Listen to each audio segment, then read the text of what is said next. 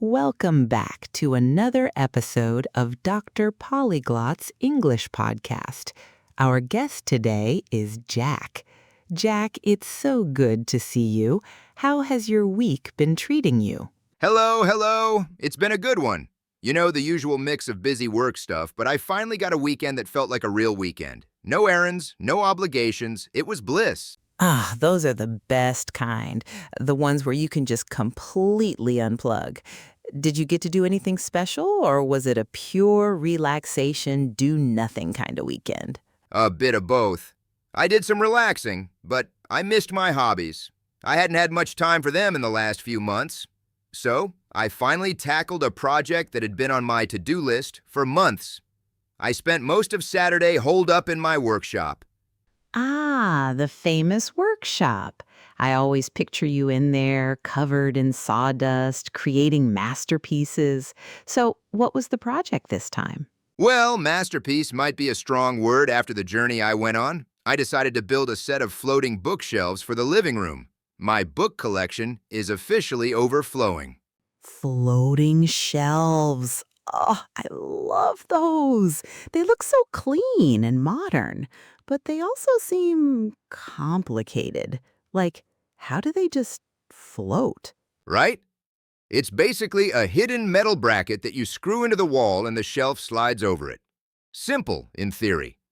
In practice, however, Uh-oh, I'm sensing there's a story here. there is. So the first part went great. I got a beautiful piece of solid oak. I spent hours sanding it perfectly smooth, rounding the edges just so.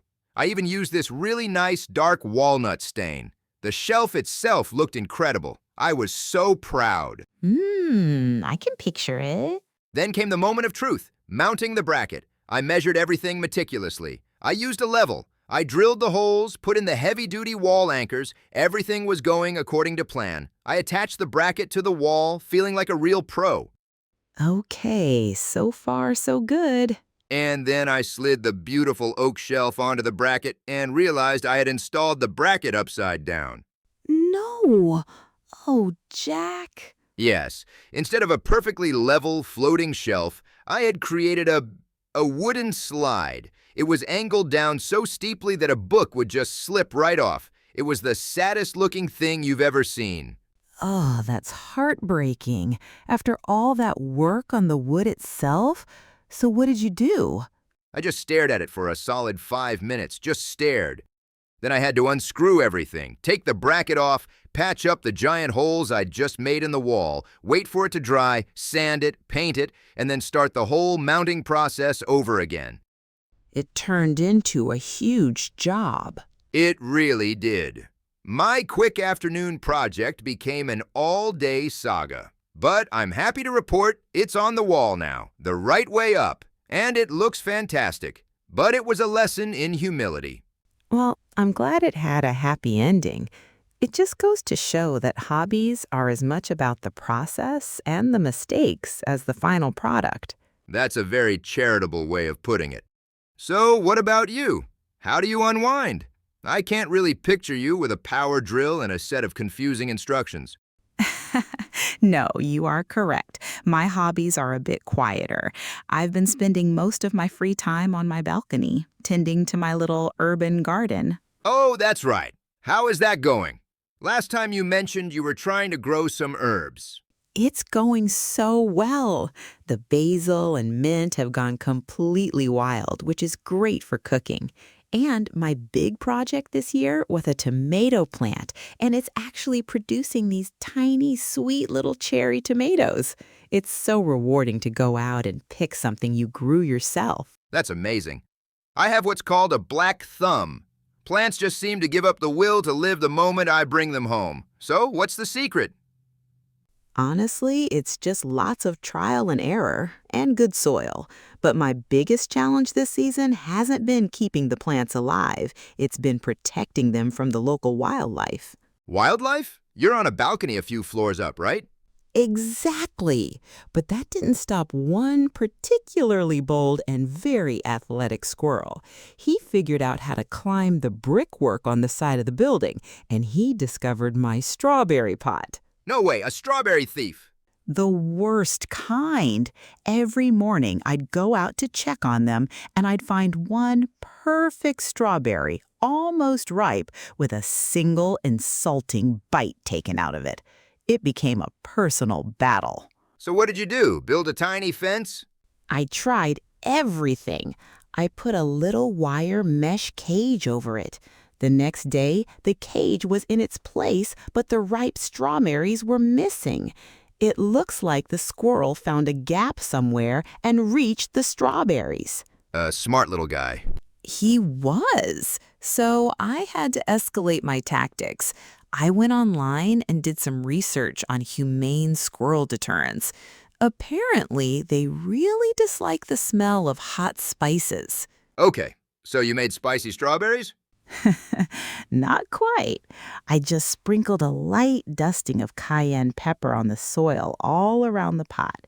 The next morning, I watched him from my window. He climbed up, went straight for the pot, stopped, sniffed the air, and you could almost see the look of disgust on his little face. He twitched his nose and scampered away. Victory was mine. That's brilliant. You outsmarted him. I love it. It was one of the most satisfying moments of the season. I saved the rest of my strawberries. You know, all this talk of tomatoes and strawberries is starting to make me hungry. Me too. It's funny how our hobbies seem to connect back to food somehow. Have you been doing any cooking or baking? Anything more successful than your shelf building? Oh, you had to ask. I tried. You know how a couple of years ago everyone got really into making sourdough bread? Of course, the great sourdough craze. I saw so many pictures of beautiful loaves online. Did you try it? I did. It was a complete and utter disaster. I mean, from start to finish. It all begins with a starter, this living blob of flour and water that you have to feed every day. Right, it's like a pet. Exactly. I even gave him a name. I called him Doby-Wan Kenobi. Get it? Doby? That is an excellent name. I approve. The name was the best part. Because Doby-Wan, he had no force. He was supposed to get bubbly and active and double in size, but he just sat there. I fed him, I kept him warm, I whispered encouraging words to him. Nothing. He just smelled faintly of despair and old gym socks. Oh, your poor starter. After a week, I got impatient. I thought, maybe he's just a late bloomer, so I decided to try and bake with him anyway. How bad could it be, right? Famous last words. The answer is rock-like. I created a loaf of bread that had the texture of a cinder block and the flavor of wet cardboard. It was dense, it was gray, it was an offense to baking. I think I could have used it as a doorstop. Oh, Jack, a sourdough brick. That's incredible. It was a humbling experience. I realized that baking sourdough bread is not for me. I'm more of a build it and see if it falls down kind of guy. I've officially retired from bread making. That's fair. You have to know your limits. My recent kitchen adventure was a little more successful, I'm happy to say. I decided to finally tackle making pad thai from scratch. Whoa, pad thai. I love pad thai. But I've always been too intimidated to try making it at home. The list of ingredients alone seems like a quest. It really is. Just finding the tamarind paste was an adventure. I had to go to 3 different specialty stores. I felt like I was collecting rare artifacts. What even is tamarind paste? It's this sour, tangy paste made from a fruit, and it's what gives pad thai its signature flavor. You can't skip it. But I finally found everything, came home, and put on a video by a Thai chef. I followed her instructions to the letter. And how did it turn out? Jack, it was amazing. It actually tasted like the pad thai you get in a good restaurant. The balance of sweet from the palm sugar, sour from the tamarind, salty from the fish sauce, it all just came together. The kitchen smelled incredible. That moment when you take the first bite and realize you actually did it, it's pure magic. Okay, I am officially impressed and also very jealous. You're out here fighting off squirrels and mastering complex international cuisine. I'm making slanted shelves and inedible bread bricks. Hey, it's all about the experience. At least you're trying new things and getting great stories out of it. That's what hobbies are for, right? The process and the learning opportunities. Learning opportunities. That's a very kind way to phrase catastrophic failures. I like it. I can definitely send you a link to a good starter recipe. We could compare notes. Maybe a simple stir fry. High reward, low risk. Deal. But you have to promise to be on standby for emergency tech support if my kitchen starts filling with smoke. No problem. It's not all victories in my camp either. To be honest, your stories are making me feel better about one of my own recent learning opportunities. Have I ever told you about my brief and tragic career as a potter? No, you have not. A potter? Please tell me everything. This sounds like it's going to be good. Well, my friend convinced me to join her for a pottery class. She makes it look so graceful and easy.